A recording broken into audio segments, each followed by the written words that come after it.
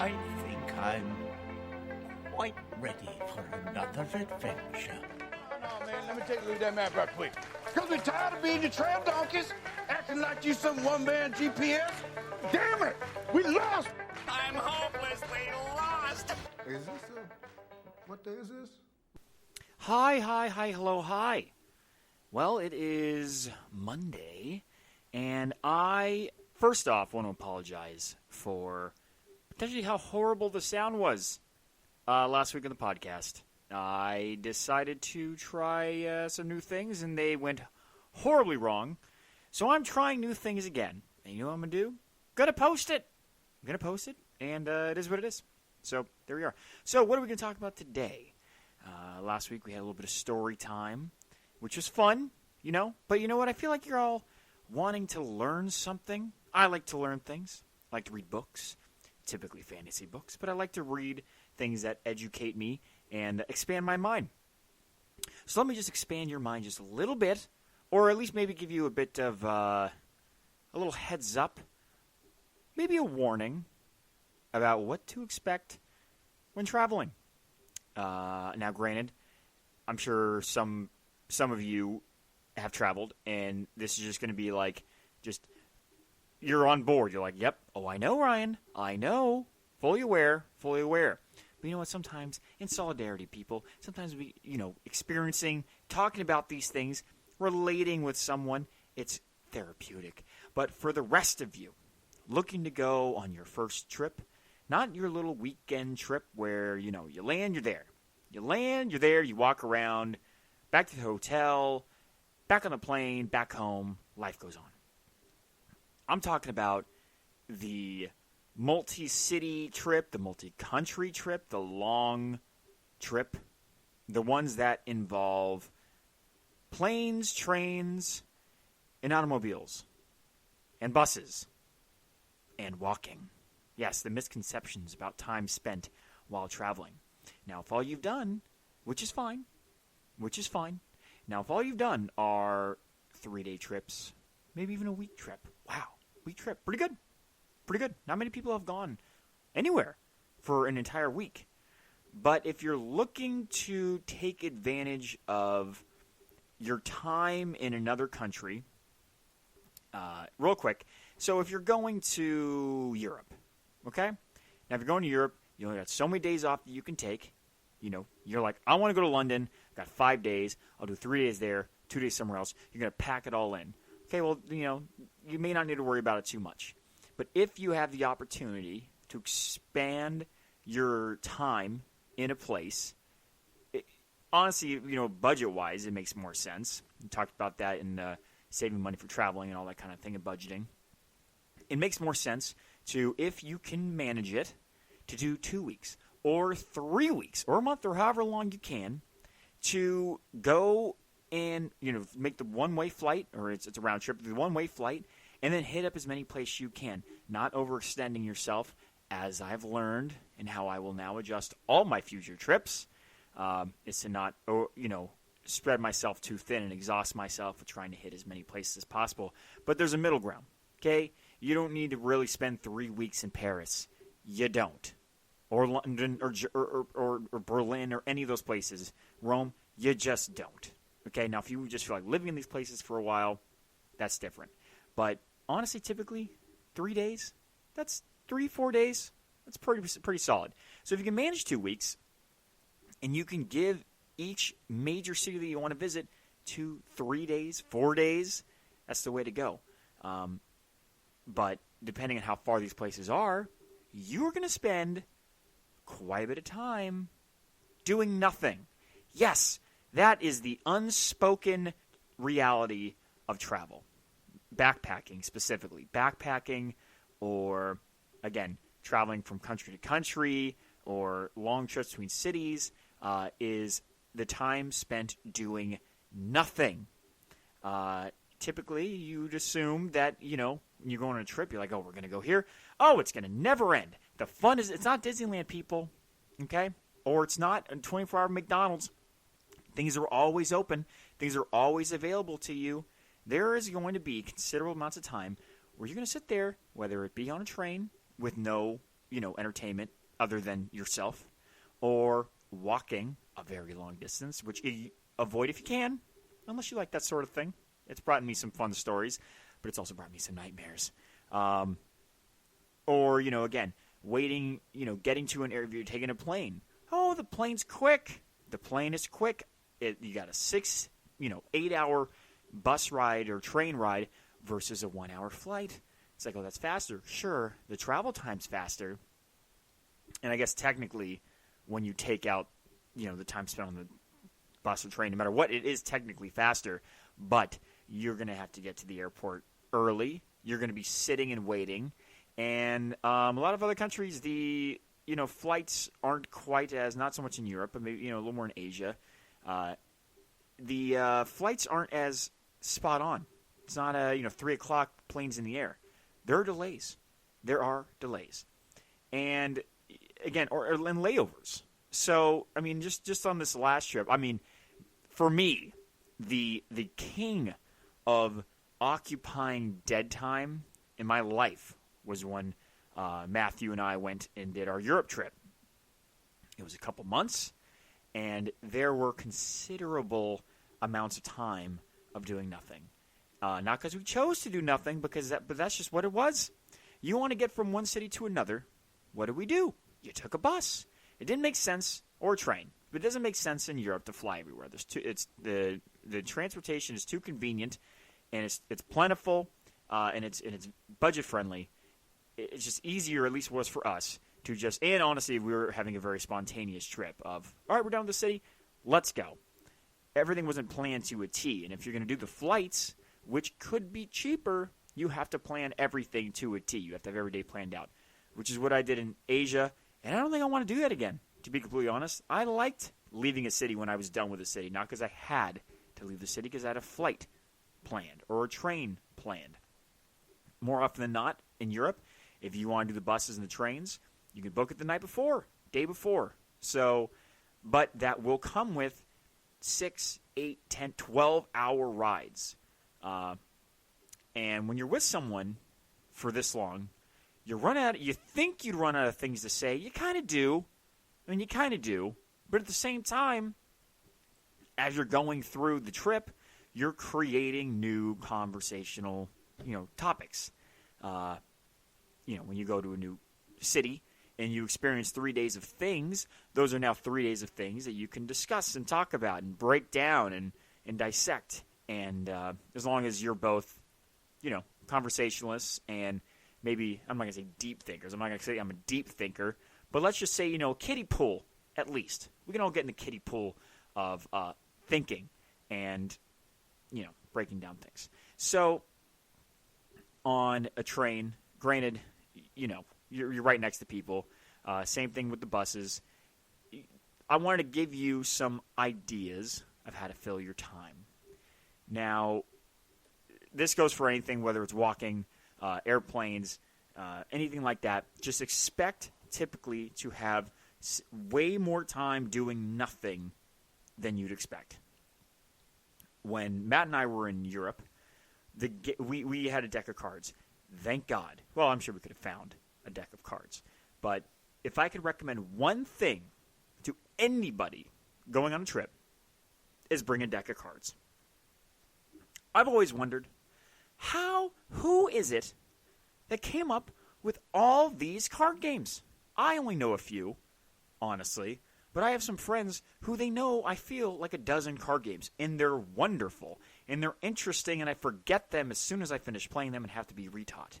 I remember a few of them, though, but I'm like, who in the hell comes up with all these songs? Or not songs, sorry. Well, that too.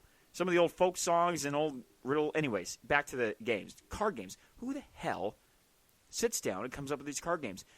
I believe, after my time traveling, it is because people are so bloody bored. They're sitting around with this deck of cards, and you have so much time. So much time. All it takes is an excess amount of time and a little bit of imagination, and voila, card games. So I'm convinced that's how all of our card games came around, is people were bored out of their mind and had a little bit of imagination and a lot of time, and they came up with card games. So Know a few. For God's sake, don't just make it Texas Hold'em. Sure, we all like Texas Hold'em, but you say you're playing with one person, that's no fun. That's no fun, especially when you play with no money. Matt and I played Pasoi. Jamie and I played a lot of Pasoi. She taught me a couple games, and that's pretty much, Matt and I probably played damn near 10,000 games of Pasoi. Now, if you don't know what that is, look it up. I'm not going to try and describe a card game to you over this. Quite fun. You can play with 2 or 3 people. That, obviously, you got Crazy Eights, whatever. You got War, you got Speed, and then whatever the hell else. You go, look it up. Honestly, they make that your second most important thing to do before you go on your trip. It goes, number 1, packing. This is obviously after you've planned your stuff and you get your flights booked. Number 1, packing. Number 2, learn some card games. It will save you. Hell, print out instructions for a dozen card games. You will be so thankful. Trust me. Trust me. So yes, have a deck of cards. Hell, bring a couple deck of cards, or just buy them when you're there. Hell, it's a not a memento, whatever. It's a souvenir. There you go. It's a souvenir. A few other things that you can do is obviously when you're on your trip, you can, or like when you're waiting, you can research things to do in the next city. Now, I will say, for Jamie, that was very easy for us when we were on our trip. In the Morocco, Spain, Portugal, because she had T-Mobile. Lovely. She had cell service everywhere we went. I did not. I did not have the ability. Basically, all it would be was if I had Wi-Fi, and most buses I've taken don't have Wi-Fi. Most trains I've taken don't have Wi-Fi. Pretty much nothing. Walking, no Wi-Fi. So that's really not always an option for you. If you have cell service that allows it, or if you're going to pay for it, wonderful. If not, then, you may have to do it at your hostel the night before, or at your Airbnb, or wherever you're staying. But if you have the means, it's a fun thing to do, just to plan, look some stuff up, talk about it. That'll kill some time. Another fun thing, which I love to torture my friends with, just in my regular life, if you're camping, sitting around a fire, having some beers, and you want to have everyone go to the dark, deep corners of their mind that they want to stay hidden, that they purposely unscrewed the light bulbs from so that it'll never come into, the daylight. Would you rather questions? Oh, how fun they are. I love would you rather questions. I think it makes people, really question things about themselves. You'll learn some things about people. You could always ask the simple questions. Strawberry jelly or jam or grape jam. If they don't say strawberry, you probably chose the wrong person to travel with, to be honest. Christmas or Halloween, I don't know who the hell would say Halloween, but, that's another reason to abandon them at the train stop and find new friends. Or, things like if you had to put, would you rather pull all of your fingernails off one by one, or would you rather put a nail under your, metal nail under your big toe and kick something as hard as you can? Fun questions like that, or you can get into the really nasty ones. I'm not going to get into it. I'm sure you've all heard them. But I think would you rather questions are fun. Top 10s, top 3s. Again, these all kind of require someone in the duo, trio, quadruple, the group to be a little creative and imaginative with their questions. But things like, not, obviously the would you rather questions, but, if you were going to die and you had one last day to live, how would you plan your entire day's meal, your breakfast, your lunch, your dinner, your dessert? Anyways, topics like that will help kill some time. Now, granted, I think one of the easiest things, that's actually not as easy as you think. Depends on how you're traveling. I'd say would bring some books to read. Oh, yes, reading. It is a thing because you will not always have, unless you just are overly prepared for having your phone and your videos and you want to watch shows, which I hope you don't do, by the way. If you're traveling with someone and you're going to decide to occupy your time by plugging in your headphones, you're that guy who on a long road trip with one other person decides to go to sleep as the passenger the whole time and has your friends suffer trying to like hold their eyelids open, talk to themselves, mumble. Don't be that guy. And don't be the person if you're, again, this is specifically if you're traveling with one other person. Because if you want to be the, the hot turd and do that in a group of 3, that's fine because the other 2, they're just going to talk crap about you when you got your headphones in or while you're sleeping. But if you're with one other person, don't do that, okay? Now, granted, you're like, Ryan, reading is the same thing. Yeah, it's like, yeah, well, you got to hope that that book would only come out if, like, the conversation's done, but your ears are open and ready for if they have an idea or if they want to talk or if you hear something in the train or the bus or whatever to where maybe you can interact with locals, whatever. At least you're still capable of diving right back in to the conversation. Now, I will say, I remember I was about to leave for Asia a couple years ago, and I brought a book with me. Very large book. It was a Stephen King book. I believe it was The Stand. But it was not just The Stand. I don't know if you've ever seen this book, but it's humongous. I've read a lot of really big books, big fantasy books, nerd books, 1,000 pages. This book was like the director's cut / extended version of The Stand, which was already humongous. And it was hardcover. This son of a bitch was so heavy. I remember standing outside the airport terminal with this book in my hand. Brought it all the way there. Felt the weight the whole time. But I'm standing there holding this thing. I'm like, what the hell am I doing? So I thank God I gave it right back to my dad, who dropped me off there. Good man. Lovely man. Before I even walked in the airport, I'm like, this is ridiculous. I'm not carrying this tome around with me for a month. Okay? It will take up, it doesn't bend. It is not flexible whatsoever. It is going to take up a huge amount of space in my backpack. So I did not do it. So again, bringing books, wonderful idea. But you're going to read through them, and then you're just going to be carrying around books the whole time. Grant, I don't know how fast you read. If you can bring a small book, and then that keeps you occupied the entire trip, lovely. But don't bring hardcover books. One, don't bring books that if you cherish the binding and the cover, just don't bring it because it's going to get screwed up. It's going to get wet. It's going to get torn. It's going to get bent. It's not going to be pretty. So. And you're going to be carrying it around the whole time. So just a thought. I've learned this multiple times, brought books, and it can be a little bit of a pain in the ass. But it's lovely. Fills the gap of dead time. Another idea, Jamie and I did this quite a bit in our last trip. Coffee breaks, Spanish. Coffee breaks, whatever. Coffee breaks is a... whatever, I'm going to promote them. Spotify. Lovely channel. I believe they do a bunch of languages. It's a Scotsman. A Scotsman is the instructor. I kind of broke the accent there. But he's the instructor, and he is, language expert or something, because he teaches a buttload of languages. And, of course, we're in Spain. Well, actually, we were in Morocco, and then Spain, then Portugal. But we decided to do Spanish for some reason, thinking it would help us in Portugal, which it did not. But, I guess a little bit.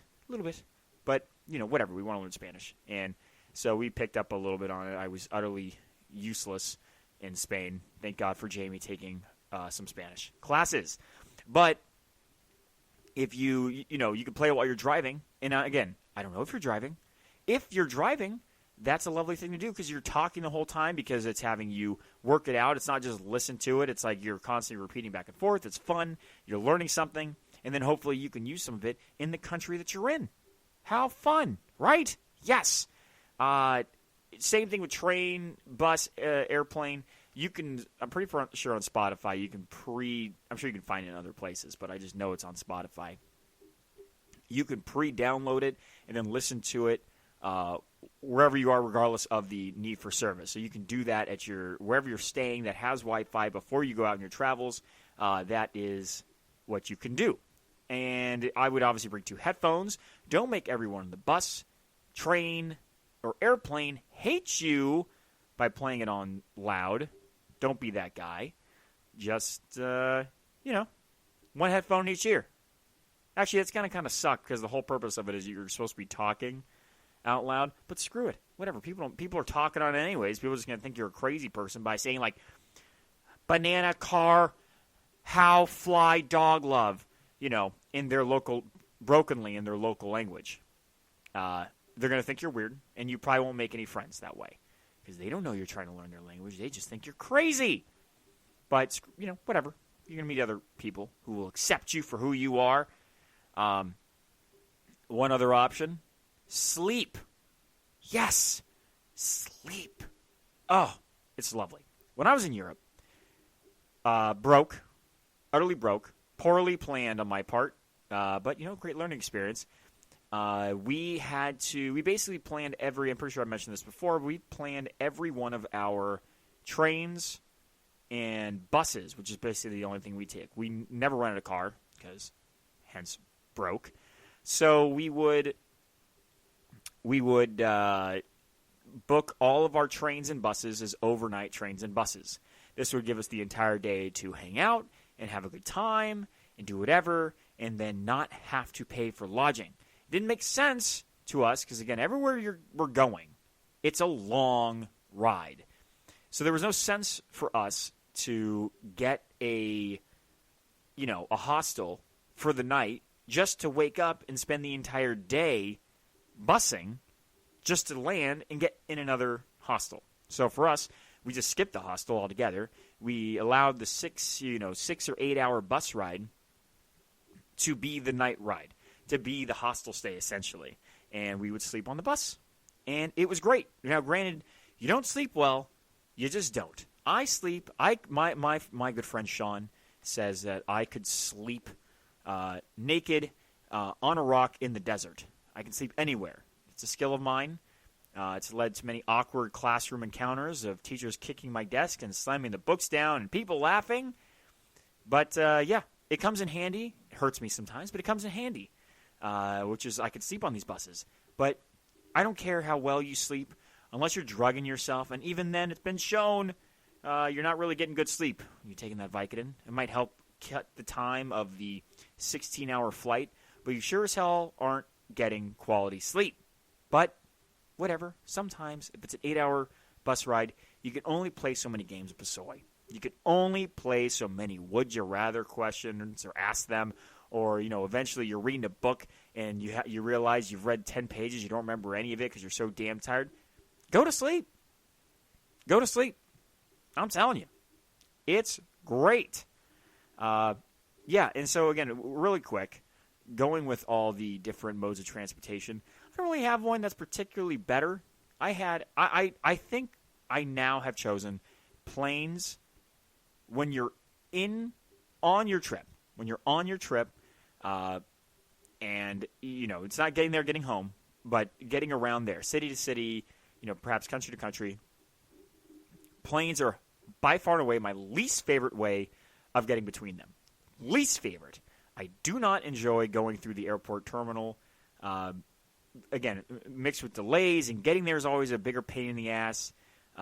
Sitting on the plane, checking your bags in, dealing with, checking in your bags and picking them up, and just the delays that are involved. And honestly, I feel like every time I go on these trips and I end up doing like 7 flights in a month, I get sick.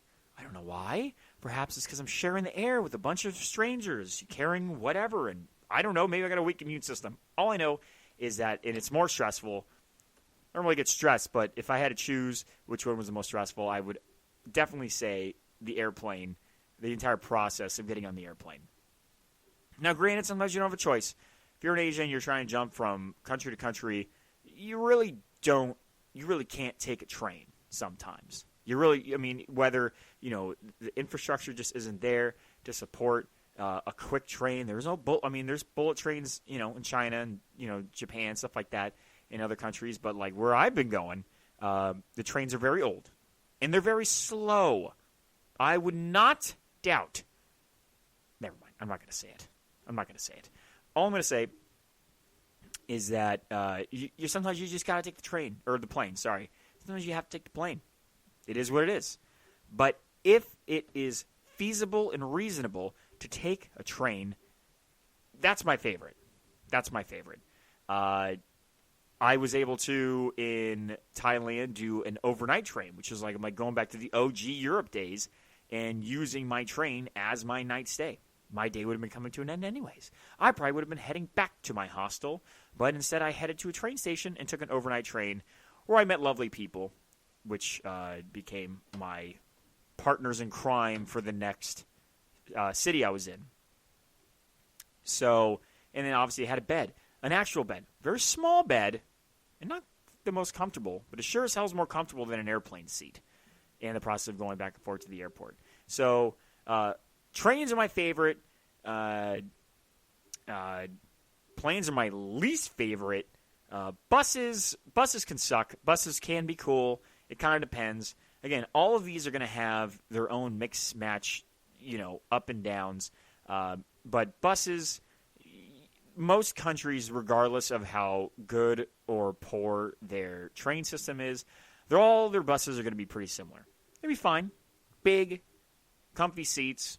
It's a pretty solid way to travel, honestly, and it's cheap. So that's basically how we got around Europe. And it's long. Don't get me wrong. They are very long. They can be, at least. But if you can do the overnight one, you save yourself some money. You sleep there. I think it's a good deal. Whether you're paying, you got to get there anyways. You're saving money on the hostel, and you'll always be able to find overnight buses to locations, to cities, always. And then, last one, walking. What am I going to say? If you want to walk or you don't want to walk somewhere. If you want to do the trekking, you. I don't need to tell you what's better or worse. To each their own. And then driving a car. I have become a massive fan after this last trip, and since I've been with Jamie, and I remember I told her I feel pretty early on, Jamie, I don't like long car rides. I don't like road trips. Specifically, I like traveling, and I'll go through all the rigmarole, but specifically just driving hours and hours, one of my least favorite things. Well, she's like, oh, that's nice. That's nice. Okay. Well, what were our first 3 trips? Long car rides everywhere we went. And so she heard what I said, and she threw it down, and she molded me into a person now who I'm like, yeah, I'm down. Let's go. Let's ride. So, big fan of the car. Always going to be potentially more expensive, but it will expand your options while traveling. So now you'll be more tired possibly because only one of you are sleeping at a time. But honestly, if you can afford it, if it makes sense price-wise, parking, etc. I did a whole podcast on driving in other countries. I would highly advise listening to it if you ever consider driving in another country. But if you're up for it, I think that's the way to go. All right, so the last thing, now granted, there's other ways to occupy your time. If you're artistic, bring a coloring book. Now, those are a little more flexible than a hardcover book. And you can stick a few colored pencils or crayons or whatever the hell you use. Probably not pastels, I wouldn't think. Or finger painting. Might draw some criticisms from your neighbors. But, yeah, colored pencils, coloring books. Or write. Yeah, here you go. Write a story. Write a poem. If you ever thought about it, you're going to have the time to do it. If you're like, I always want to write a kid's book. I'm going to tell you something. You're never going to have more time in your life than when you're traveling with all this dead time, unless you're retired or something. But, yeah, do that. Chat with locals. Oh, my God, look at that. You're in another place. New people. Fun people. Potentially fun people. There's fun people everywhere. But different and interesting. And this is, it's a good way to kind of wet your whistle on with the locals, is just start chatting with the local. Now, I could be a little hypocritical here. Depends on the setting. On a train, there's community areas. There's dining tables. There's a little, food cart. Essentially, you go get some food. There's the tables. You can sit down. You can chat with people and then walk away.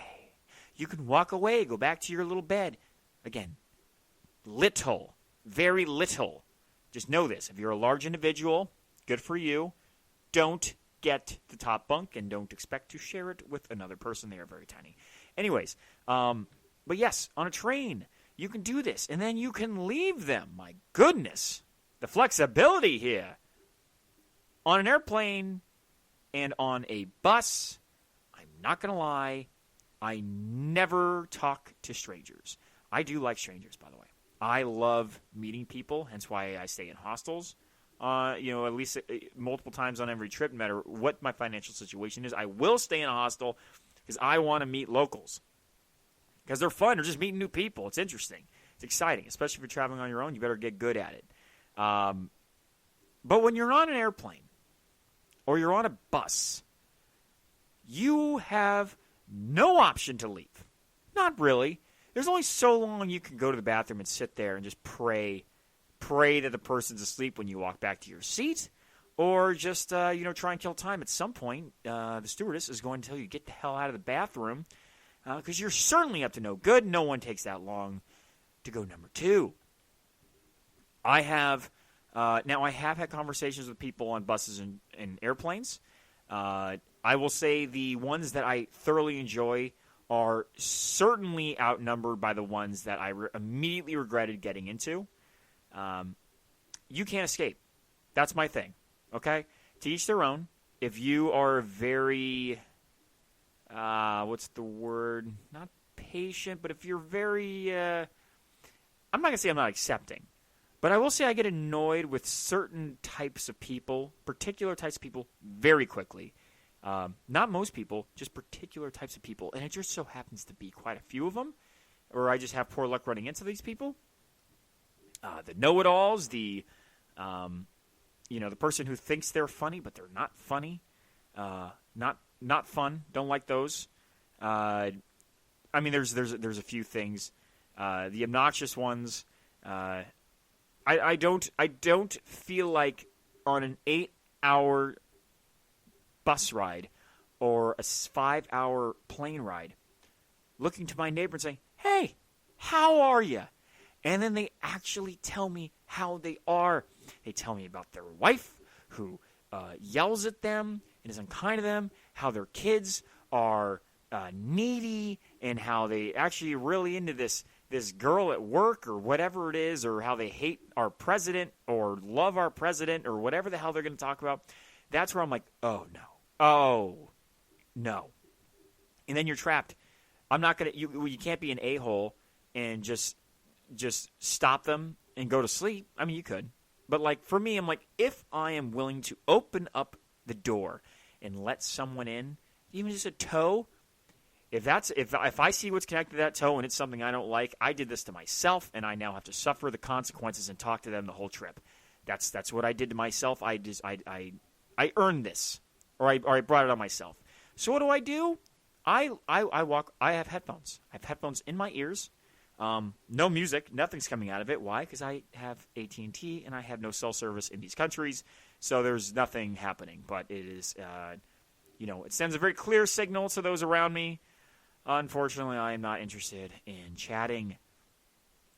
I feel like I am immediately contradicting myself when I say chat to locals. To each their own, man. To each their own. Again, trains, community area. Chit-chat kind of can be sort of like a hostile environment. Not hostile like fighting, but like a hostel where you stay when you travel. Where you could chit-chat. Be friendly. I can only pick up just by looking at certain people. I can just tell by their,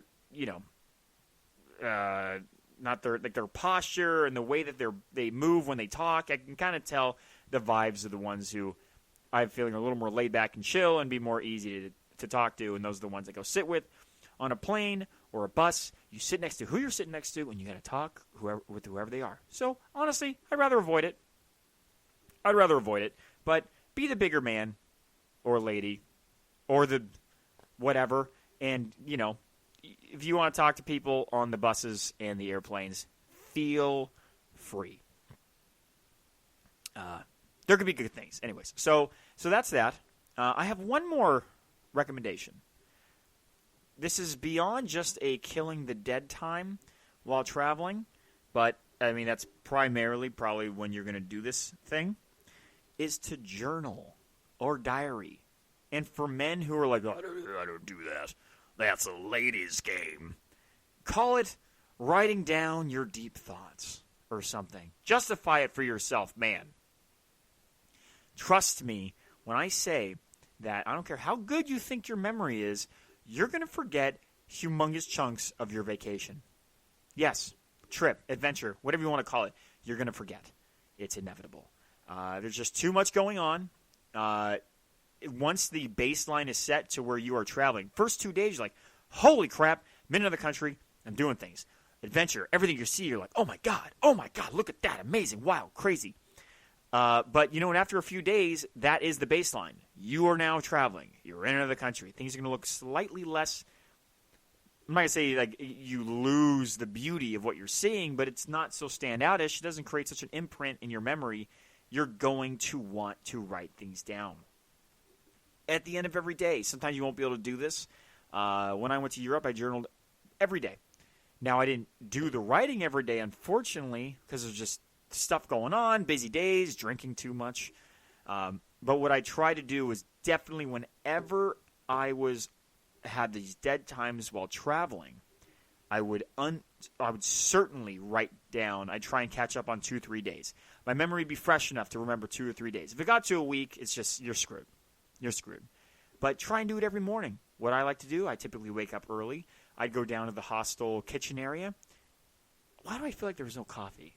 I feel maybe I didn't drink coffee then. I don't know. I would just be down there with something. I wish it was coffee. Damn, man, coffee sounds really good. My cup's empty right now. Anyways, and I would journal before my boys would be up, before student Dr. Michael Madden and Matthew were awake. I don't know why I gave his full name. Feel free to look him up. He's going to be a great hand surgeon. I would journal. I would journal days. Now, I have gone back and read through this journal multiple times. Few things. First off, it's remarkable how I could tell my mood was when I wrote it. I love Matt. He's my oldest friend. And there were clearly days I did not like him very much while writing this journal. This is what happens when you spend too much time with somebody. Perhaps a couple, entries were just me bitching. That's my fault. I was in a bad mood. And I shouldn't, I don't know why. But I also wrote about funny things that we did. People that we met that I had completely forgotten about. Cities. I've forgotten entire cities. Days. Empty. Lapses in memory. It will happen to you, but when you are able to write it down when it happens, again, night of, next morning, whatever the situation is, when you're able to document all these things, now how often are you going to go back and read through it? I don't know, but it's going to be worth it. I took my Europe journal, and I typed the whole thing into my computer. And you know what? Maybe one of these days, I tried doing it for my Europe trip. Unfortunately, like 3/4 of the way through, I lost the bloody thing in an airport. Airports are the devil.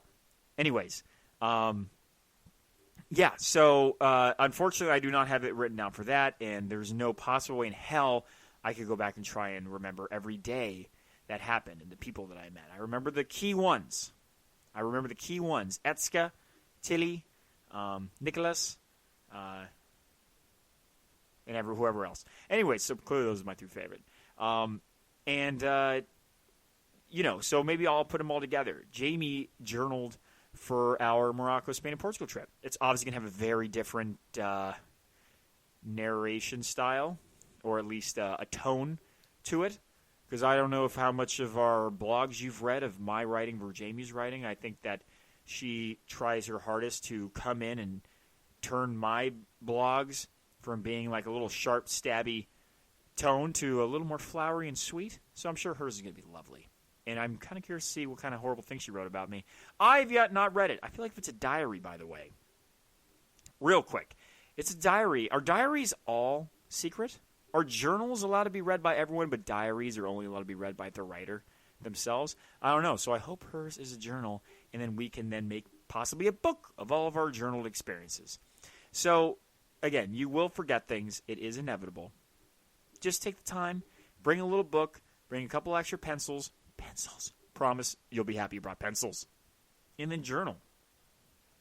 I really hope that these little bits of information have prepared you to basically be able to kill that dead time on your next trip.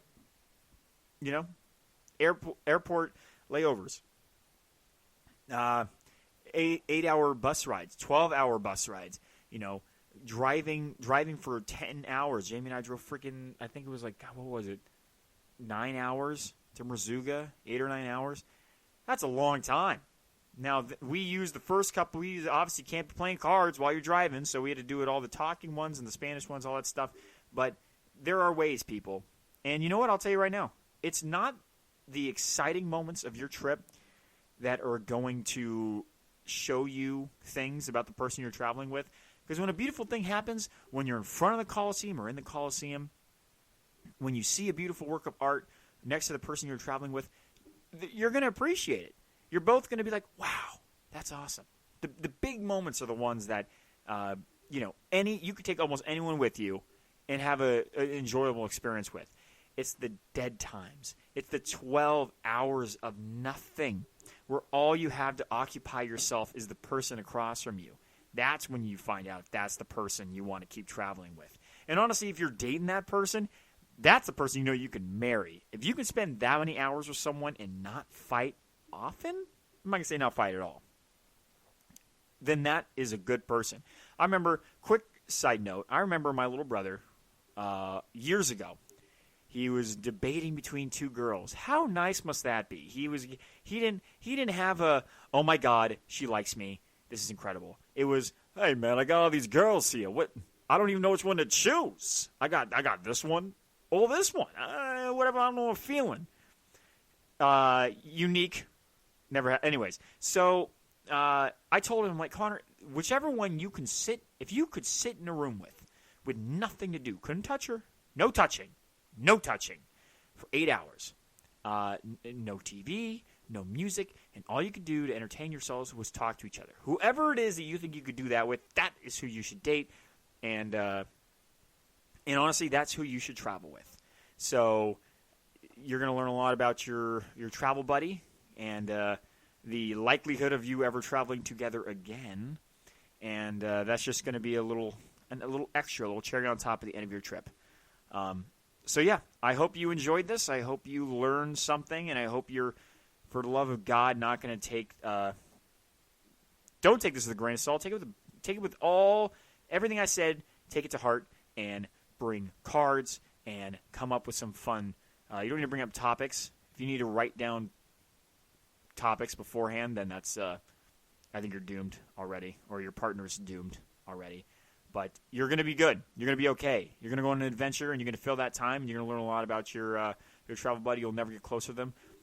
Or maybe a little farther away. I don't know. I'm excited for you. Have fun. I want you to know it's over. And? Your heart is free. No, the journey doesn't end here. Have the courage to follow it. Take that beauty, run. Don't look back. Live every second. Leave now. Leave now.